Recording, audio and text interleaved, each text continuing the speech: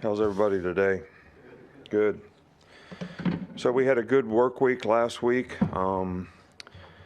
Really tried to emphasize with the players, what are you going to attach yourself to for the upcoming challenges for the rest of the season. Great time to do a little, self-assessment of what we need to do to get a little more consistent execution, whether it's individual players, systematically on offense, defense, special teams. So we really need to come together as a team versus good opponent. And that's obviously going to be really important for this game versus LSU, who right now is probably playing as well as anybody in the country. They're very well coached. This game has always got, significant implications. They're always ranked. We're always ranked. So it's a kind of a rivalry game that is always a really important matchup. Brian Kelly has done an outstanding job there, bringing this team along, improving each week. Jaden Daniels is one of the most productive quarterbacks in the country with his ability to run the ball, rush the ball, a very effective, efficient passer. They've got really good running backs. Got a whole core of receivers who have 20 or more catches that all do a good job in terms of getting open, catching the ball, run after catch, very good systematic scheme on offense. Their defense is allowing like 21 points a game, which is, one of the tops in the country. They're aggressive. They got good rushers. They're athletic. They've got good cover guys in the secondary, and they've got good skill guys on special teams. Their specialists are very, very good. So very challenging game all the way around for us, and we're going to have to do a great job of paying attention to detail, preparing for the game so that we can get more consistent execution and play for 60 minutes in a game. We'll start with Michael, left middle. Yeah, in that self-assessment, what was your diagnosis for the inconsistencies within your running game? Well, it's obviously wasn't very good in the last game. Needs to improve. And I think there's a couple things. We have to have a little more diversity in what we're doing, as well as being able to execute it a little better on a more consistent basis. Over here for Chase. Is there anything new on availability for DJ Dale or Jaheim Otis?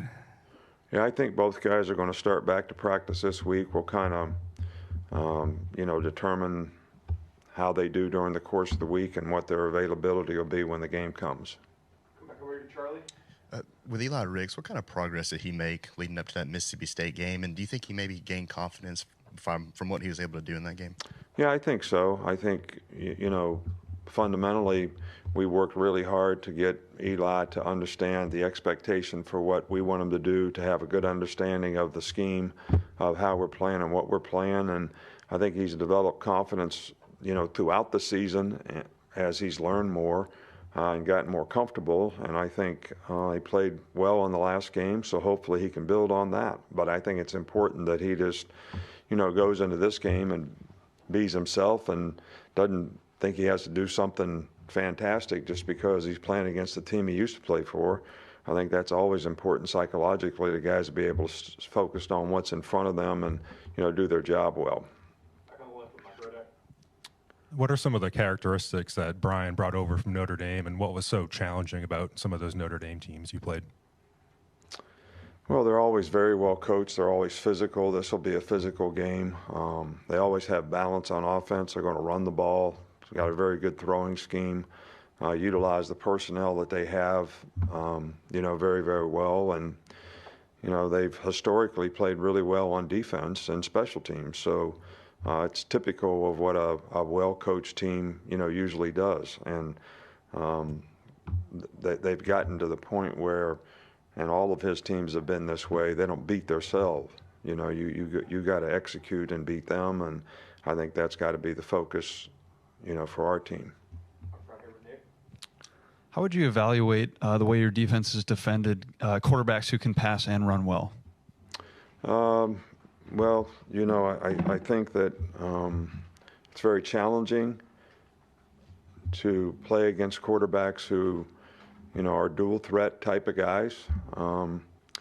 And this is obviously going to be a big challenge for us. And I think that it's something that, the emphasis has to be on all 11 guys really doing what they need to do, whether it's pass rush lanes, whether it's how you cover people, keeping contained in the quarterback, kind of trying to keep him in the pocket.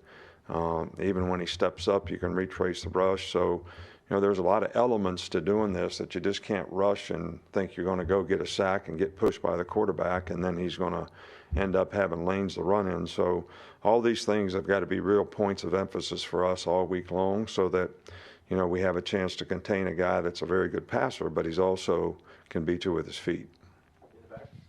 How much do you enjoy the stage and the atmosphere of playing at Tiger Stadium on a Saturday night?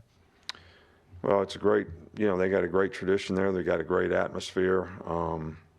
It's always challenging to play on the road, in this league anywhere you play. And obviously this is one of the more challenging places. So all the more reason to have great focus and attention to detail. And, we can't beat ourselves. We got to be able to have enough poise to be able to execute in this kind of environment, not let it affect us in terms of how we go about one play at a time and how we want to execute and get things done. Up front here with Tony. What makes your defense so challenging for defensive backs to kind of pick up? And then from Eli Ricks' standpoint, how much from a mental progression have you seen since he joined the team in December? Well, I've talked about how he progressed through the course of the year. I don't really think that our defense is that complicated to pick up. But I think it's a challenge for any new player coming in to learn any new system. So, we play zone, we play man, we play pattern match man, which is what most people play. So I don't see why it is more difficult. Every player sort of develops at his own pace. And, sometimes when guys have played in other systems, they sort of got to recalibrate what they already know to what they're, trying to learn. So that can be a challenge for some players as well. On the left with Mason. I know you talked about how the team got in good work last week, but how do you think it helps the team with having a weekend of not having a game to get a chance to kind of renew that spirit for the last stretch of the season? Well, you never know how a bye week's going to affect the team. Hopefully, gave us a chance to get some guys healthy. I think psychologically it gives you a chance to sort of recalibrate a little bit, get a little break. But it's still going to come down to what I said earlier about, what are you attaching yourself to? That means what's going into your head. Are you thinking about the internet, what other people think? Are you thinking about, self-gratification you get from being productive and doing a good job? So the focus is so important, I think, regardless of whether you're coming off a bye week or you're playing week in and week out, to be able to sustain that, recapture it, regain it, momentum, whatever you want to call it. It's important to do in a game, it's important to do in the season, and it's important to do when you come off a bye week. Okay, I've got a follow-up here with Charlie, and that'll be it. You talked about how LSU is playing as well as anyone right now. Is it a little impressive to see how their players have kind of adjusted to a new system? Is that mic not working, or? I'm sorry. How about now? Can you hear me better now? Oh, that's better. Okay, cool. You talked about LSU playing as well as anyone right now. Is it kind of impressive to see how quickly their players have adjusted to that new system under Brian Kelly so quickly? Well, I think when, good coaching is good teaching. And I think when you have good teaching, players, do adapt and they do improve and they do adjust. And, the team's playing with, a lot more discipline and they're, really focused on what they have to do. I think they believe in each other, and I think they believe and trust in the coaching staff that they have, and that's why they've made the progress that they made. All right, Coach, that's all we got. All right, thank you.